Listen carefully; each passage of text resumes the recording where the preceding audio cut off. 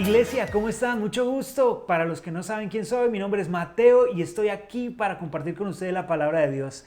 Le doy gracias a Dios por permitirme servir aquí en CDO Church y sé que Dios hoy va a hablar en tu vida. Dios hoy te va a hablar. Dilo conmigo, Dios me va a hablar. ¿Sabes? No solo lo digo por ti, lo digo porque me ha hablado a mí primero y esto ha sido de mucha bendición. Quiero que esta bendición también llegue a tu vida y que en los momentos donde tengas aquellas preguntas que yo me he hecho, encuentres estas respuestas en la palabra. Hoy vamos a hablar acerca de la rueda del hámster. Tú has escuchado esta expresión antes. Todas las jaulas de hámster, o bueno, la mayoría, tienen una ruedita en donde estos ratones pueden ir y correr y correr. Pareciera que ellos saben que es para eso. Y yo cuando era pequeño, mi hermana tenía un hámster y yo miraba al hámster y veía que él daba vueltas por la jaula y de repente llegaba a la ruedita y empezaba a correr y correr y correr como un loco. Se bajaba, miraba a todos los lugares a ver si era el mismo lugar y volvía y se subía, y esto lo hacía un montón de veces. Yo me preguntaba en ese momento cuando era más pequeño, ¿qué le pasaba al hámster? ¿Acaso no se daba cuenta que no lo estaba llevando a ningún lugar? Que aunque él sintiera que estaba avanzando en esa rueda, realmente nunca estaba progresando a otra jaula o a un lugar más grande. Creo que el hámster no tenía en su cerebro la capacidad para entenderlo, pero esto sí me ayuda a explicarte a ti algo, y es que nosotros hemos estado corriendo como hámster tras metas que, aunque parece que avanzamos en la vida, nunca nos sentimos con esa sensación de progreso, con esa sensación de llegar más lejos. ¿Alguna vez has tenido esa sensación de que trabajas duro, que la das toda, pero que al final no alcanzas nada? ¿Que todos los días te estás esforzando por algo, pero al final no obtienes ningún resultado? Bueno, esta es una palabra que Dios me dio para ti con respecto a esa sensación de que no avanzo, con respecto a esa sensación de sentirse tonto o sentirse que lo que estoy haciendo no tiene sentido, aun cuando Dios me lo pidió. Cuando una persona hace lo que Dios le pide, no necesariamente siente que está haciendo lo mejor, no necesariamente siente que está avanzando más rápido que otros. Yo he escuchado gente que le dice, si tú estás con Dios, tranquilo, todo estará bien, no va a haber problemas, todo en orden. Sí, si bien todo estará bien, no es en medio del proceso que te das cuenta al final, porque en medio del proceso, la forma en la que Dios suele hacer las cosas no se parece a la forma en la que nosotros hacemos las cosas. Y aunque este mundo está muy obsesionado con las metas, no significa que este mundo sepa configurar las metas correctas. Y la pregunta es, para aquellos que dicen, ¿estaré alcanzando mis metas? Podemos ir para una pregunta más profunda. ¿Las metas que tengo en este momento son las mejores para mí? ¿Son las indicadas? ¿Son las correctas? Porque recuerda que hacer cosas buenas no necesariamente es hacer lo correcto. Hay muchas cosas buenas por hacer, pero correctas solo algunas. Y cuando tú estás caminando en la voluntad de Dios, tienes que fijarte de estar haciendo lo correcto y no solo de usar tu tiempo para hacer cosas buenas. Puedes ocupar todo tu día, trabajar muy duro todo el día y al final no dar fruto, porque puede que te encuentres haciendo lo que no te pidieron que hicieras. Puede que al final todo el esfuerzo se sienta como una desgracia porque al final no se alcanzó lo que se quería. Así que creo que ya es hora de bajarse de la rueda del hámster, de la carrera de esta ratica, para empezar a vivir cosas en las que realmente progresemos, en las que veamos cómo Dios actúa y obra en nuestra vida. Yo no sé si recuerdas la historia de Dios e Israel. Y por Israel no me refiero al pueblo, me refiero a aquel que primero se llamaba Jacob. Dios le cambió el nombre a Jacob de ser engañador, de todo lo que había pasado en su vida, al nombre de Israel. Es el nombre de la promesa, de lo que Dios iba a hacer en Israel como pueblo y en Israel como él, como persona. Muchos años después, más de 400 años después, Dios llama a Moisés porque el pueblo está cautivo en Egipto. Y Dios le llama a Moisés para que vaya y ayude en la liberación, que sea su representante, que hable por Dios. Y cuando Moisés le pregunta, bueno, y cuando me pregunten de parte de quién voy, ¿qué les digo? Y él le dijo, yo soy. Ese fue el nombre que le dio. Y luego más adelante dijo, el Dios de Abraham, el Dios de Isaac. Pero ojo, al final no dijo el Dios de Israel, porque ya le había cambiado el nombre. Siempre dice el Dios de Abraham, el Dios de Isaac y el Dios de Jacob. Uno se pregunta, ¿por qué no le habrá puesto el nombre Israel si ya le había cambiado el nombre? ¿Por qué habrá usado Jacob? Pues bueno, yo tengo una respuesta. Dios no se avergüenza de tu pasado si Él puede mostrarle al mundo lo que ha hecho contigo hoy. Dios no se avergonzaba de ser el Dios de Jacob, porque aunque Jacob había sido imperfecto en muchos sentidos, se había equivocado de muchas formas, Dios hizo cosas grandes en la vida de Jacob cuando Jacob se puso en las manos de Dios. Solo cuando Jacob dejó de intentar ser alguien más, dejó de intentar ser como su papá, ser como su hermano y demás. Y cuando un ángel le pregunta cómo te llamas, él dice, yo me llamo Jacob. Ahí Dios toma ese momento, esa oportunidad para decirle a Jacob lo que Dios puede hacer con él y cómo lo puede convertir en Israel.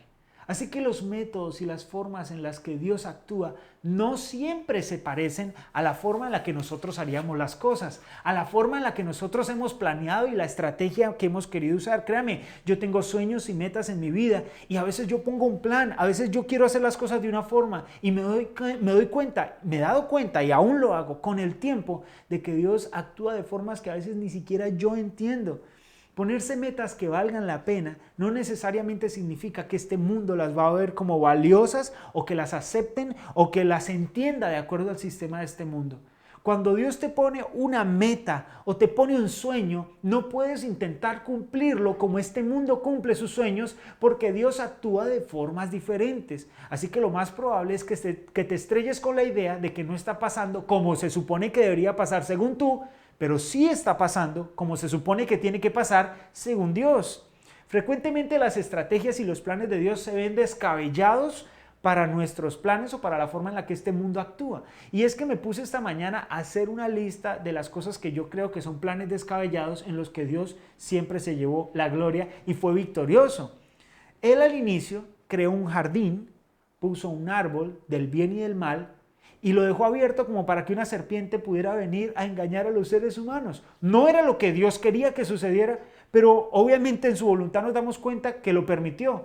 Y esta fue la forma en la que Él dijo que quería tener una humanidad perfecta.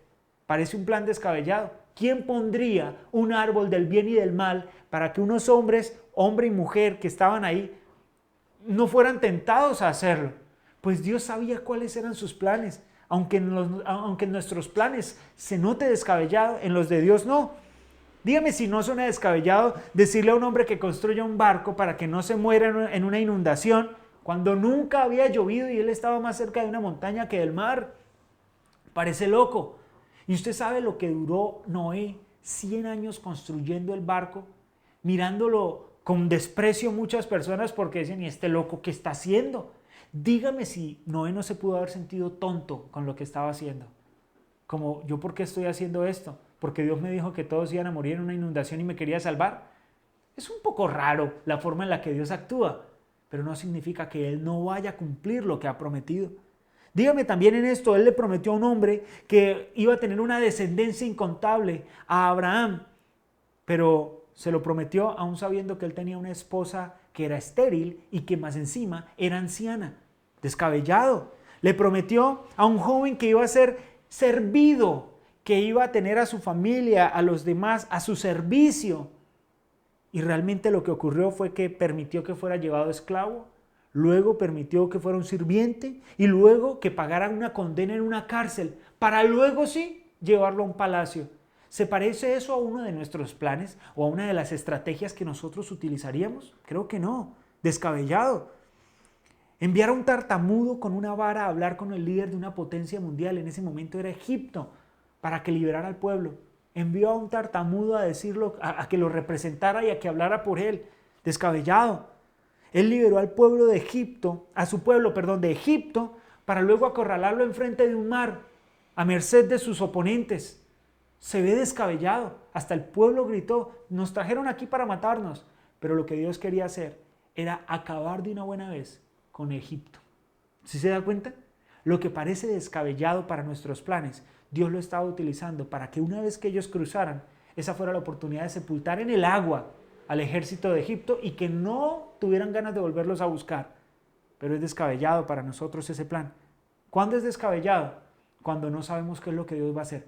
¿Cuándo es el mejor plan de la historia? Cuando ya nos dimos cuenta que eso era lo que Dios estaba queriendo hacer para llevarse la gloria y para ayudarnos a nosotros en las victorias que Él nos prometió ganar. ¿Acaso no le parece descabellado prometerle victoria a un pueblo de jóvenes que estaba en el desierto porque ya habían muerto los ancianos. Eran muchos jóvenes que nunca habían ido a la guerra y les estaba prometiendo victorias contra gigantes. Dígame si no es descabellado vencer a un gigante llamado Goliat con un niño de 14 años y su cauchera. ¿Eso no le parece un plan descabellado para salvar al pueblo de Israel? Dígame si embarazar a una virgen que no ha tenido relaciones sexuales con ningún hombre para que tuviera el Hijo de Dios, ¿no le parece un plan descabellado? ¿No le parece a usted descabellado intentar dar vida a toda la humanidad a través de la muerte de un hombre que estaba así, llamándose a sí mismo el Salvador, pero que estaba muriendo en una cruz sin que nadie pudiera ayudarlo?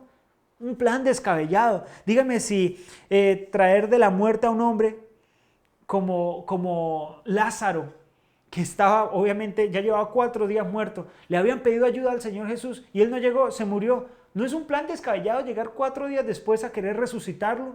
No parece que eso está en nuestros planes, pero si usted aprende a leer la forma en la que Dios actúa, usted dejaría de estar diciéndole, Señor, te pido dirección sobre ciertas cosas. Cuando usted aprende principios de cómo Dios actúa, entonces sus oraciones no es, Señor, dame dirección. Usted ya sabe cómo Dios actúa, sino dame fuerza para caminar aun cuando yo no entienda. Dame fuerza para seguir adelante aun cuando yo no vea los resultados actuales. Pero yo quiero creer porque Dios es un Dios que cumple sus promesas.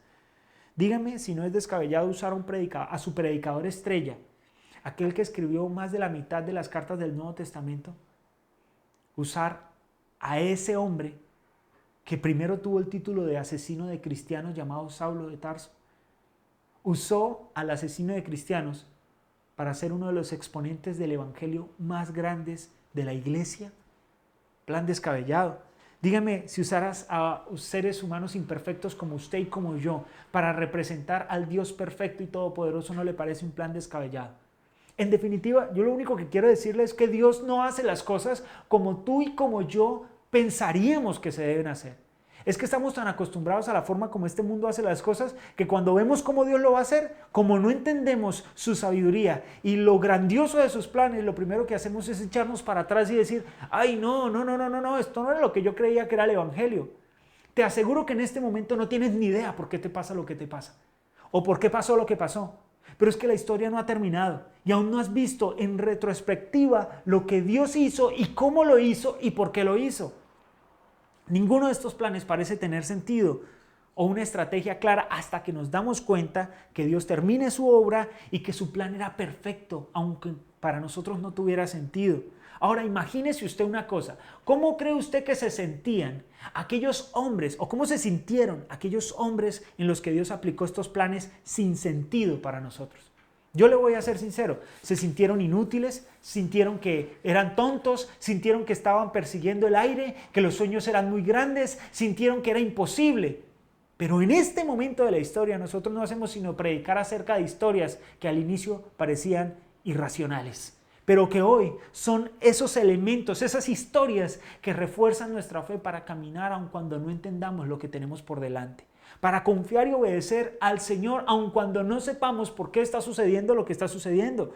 Imagínese usted pensar en los planes de Dios, cómo están sucediendo las cosas, de cuán exitoso usted pudiera estar en 5 años a través de, o contrástelo con cuán confundido está usted en este momento, o si usted tiene esa sensación que dice, esto que estoy viviendo no tiene sentido. ¿Cómo Dios puede construir todo lo bueno que va a hacer con nosotros en planes en los que yo me siento, esto no tiene sentido? Por lo general, los grandes éxitos de la humanidad empezaron siendo ideas tontas que dejaron de ser tontas hasta que se hicieron realidad. Muchos de los planes de la humanidad, la electricidad, el bombillo, aún el carro, volar, ir a la luna, cualquiera de estos planes fue tonto cuando al principio nadie los entendía, pero hoy son una realidad. Son algo tan casual en nuestra vida, un avión o un bombillo que se prende. Y es que hasta cuando Dios muestre lo que va a hacer contigo, cuando llegue ese momento todo el mundo va a decir, ah sí, qué berraquera, tenía razón, espectacular. Pero hasta que no llegue ese momento todos te van a decir, por ahí no es, no sueñe tan grande, no se esfuerce tanto. Inclusive tú mismo te vas a sentir como, yo estoy aquí como perdiendo el tiempo. A mí, ¿quién me llamó a hacer esto? Dios te llamó a ti a permanecer haciendo las cosas por fe, a hacer las cosas que son buenas, a seguir creyendo cuando nadie más quiere creer, a seguir esforzándote cuando otros dicen, no, por ahí no es demasiado alto. Pues te estoy diciendo, es demasiado alto hasta que Dios te lo entregue en las manos. Cuando Dios te entregue aquello por lo cual has estado trabajando, luchando y demás, te vas a dar cuenta que no era demasiado alto, que era demasiado alto para los que no creían, pero para personas como tú que han puesto su confianza en el Señor, es posible. En 1 Corintios, capítulo 1, versos del 27 al 29 en la palabra de Dios para todos, dice así, quiero leerlo. Este versículo, mire, me encanta, dice, pero Dios prefirió usar las tonterías de este mundo para avergonzar a los sabios. Y prefirió usar a los débiles de este mundo para avergonzar a los poderosos. Dios prefirió lo que el mundo cree que no es importante, lo que desprecia y lo que no significa nada. Dios prefirió eso. O a ellos al menos. Prefirió todo eso para destruir lo que el mundo cree que es importante. Dios hizo esto para que nadie pudiera alabarse a sí mismo delante de Él. Prácticamente, si no eres el más indicado, entonces Dios te prefiere a ti por encima de los que son más indicados. Si te descalifican, si te han dejado por fuera, si no tienes lo que hace falta o lo suficiente, alégrate. Tienes un boleto a la gloria asegurado en las manos de Dios. Porque Dios, según lo que nos expresa en su palabra, no ha planeado usar a la gente que parece que lo tiene todo, a la gente que parece que nació para eso. Dios va a avergonzar a los sabios de este mundo usando a gente que no es calificada, a la gente que parece que no es. Yo muchas veces me he sentido como el no indicado, como el descalificado. Muchas veces me he sentido que me quedo por fuera de lo que se necesita para alcanzar ciertas cosas.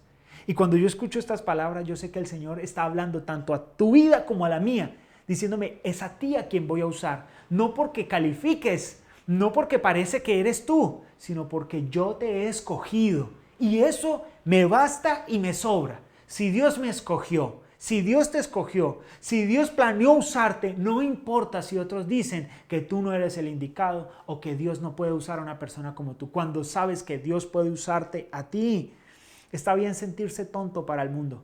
Está bien sentirse que no estás haciendo las cosas como este mundo las hace o que el plan no va conforme a los estándares de este mundo. Sigue caminando aunque parece que no tienes lo que hace falta, porque Dios va a usarte. No sé si recuerda la historia del profeta que le dice a su criado, no está lloviendo, pero yo escucho una lluvia torrencial. Ve a la montaña y dime qué ves, si ves alguna nube. Bueno, desde ahí hasta la montaña el siervo caminó y cuando se asomó no vio nada, se devolvió y le dijo no veo nada. ¿Sabe qué le dijo el profeta? Ve otra vez. ¿Usted se imagina a este siervo diciendo, pero si no vi nada? Bueno, pero vamos, ¿qué tal ya salió? La segunda, la tercera, la cuarta, a la quinta le dice ve otra vez. Pero ¿será que perdió su toque? ¿Será que está confundido? ¿Será que, bueno, pero voy a hacerlo? ¿Sabe qué es lo más lindo de esta historia? Lo más lindo de esta historia no es que lloviera, aunque Dios cumplió su promesa.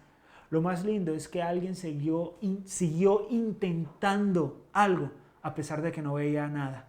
Y al final lo vio todo. La cuestión aquí es entender que si no funcionó la primera vez, no significa que no va a funcionar. Si no funcionó la primera vez, no significa que no eres tú, no significa que Dios abandonó el proyecto. Si no lo ves a la primera, no significa que no vale la pena. Más bien significa que lo tienes que seguir intentando. Porque la Biblia dice en Hebreos capítulo 10, verso 23, en la Nueva Versión Internacional, mantengamos firme la esperanza que profesamos, porque fiel es el que hizo la promesa. La pregunta no es si Dios lo va a hacer otra vez. La pregunta es si tú lo vas a seguir intentando, sabiendo que Dios va a cumplir su promesa. Si esta vez no surgió, si a la primera no se dio el contrato, no se dio el viaje, si a la primera no nació el niño, si a la primera no ocurrió como tú esperabas, no significa que no sea el plan de Dios. Significa que Dios obra de formas diferentes a como tú y yo lo hemos pensado. Significa que tú y yo tenemos una responsabilidad y es seguirlo intentando porque Dios dijo que lo iba a hacer. Entonces mi mensaje para ti el día de hoy no es busca entender al Señor, no. Busca intentarlo vez tras vez porque el que lo prometió lo va a cumplir. Si realmente quieres aprender a caminar con Dios, Tienes que hacerte a la idea de que Él hace las cosas un poco fuera de los estándares de los seres humanos. Tienes que hacerte a la idea de que Él hace las cosas diferentes. O si no, que Lázaro, el amigo de Jesús, nos explique cómo lo necesitaba cuando estaba vivo y Jesús llegó 4 días después de muerto. Créeme que Dios actúa de formas diferentes, pero eso no significa que Él no va a hacer algo glorioso. Le aseguro que era mejor resucitarlo de los muertos que sanarlo de una enfermedad. Los milagros no suceden porque sí. Los milagros suceden cuando estamos abiertos a las formas y a las maneras en las que Dios hace las cosas. Cuando las cosas se nos salgan de nuestra estrategia, de nuestros planes, tranquilos. Debemos estar confiados de que jamás se sale de los planes de Dios. Tú no estás fuera de los planes de Dios. En este momento de tu vida no estás extraviado, no estás en el limbo, no estás en el intermedio. Estás en el proceso de ver lo que Dios está a punto de hacer. No te rindas. Ahora, les va a parecer raro con qué voy a terminar este mensaje, pero la pregunta que tengo para ti es, ¿cuál crees tú que es la mejor dieta? Para los que están subiditos de peso, ¿cuál crees tú que es la mejor dieta? ¿Sabes cuál es la respuesta? La mejor dieta es la que tú no abandones, aunque no veas resultados el primer día, aunque no veas que ya estás delgado como quisieras, que perdiste toda la grasa que querías. Esa no es la mejor dieta. La gente puede decir, no, la mejor dieta es esta. La mejor dieta es con la que te logras comprometer. Ahora, yo te voy a decir que los planes de Dios necesitan compromiso, persistencia e intentarlo una y otra vez. Te sentirás mucho mejor obedeciendo a Dios cuando logres comprender que Dios utilizará métodos inusuales para cumplir su propósito en tu vida. Espero que este mensaje te haya bendecido y espero que puedas comprenderlo. Es hora de bajarnos de la rueda del hámster. Ya no se trata solo de sentir que avanzo, sino de progresar, aun cuando en los planes de Dios no entendamos todo lo que Él está haciendo. Levanta tu fe y di conmigo, Señor, yo creo en tus planes y aunque me sienta tonto, está bien sentirme tonto por un rato, con tal de ver más adelante lo que tú estás a punto de hacer. Gracias, Señor, por esta palabra que tú nos das en Cristo Jesús. Amén. Les bendigo a todos y espero que nos veamos este domingo a las 10 de la mañana.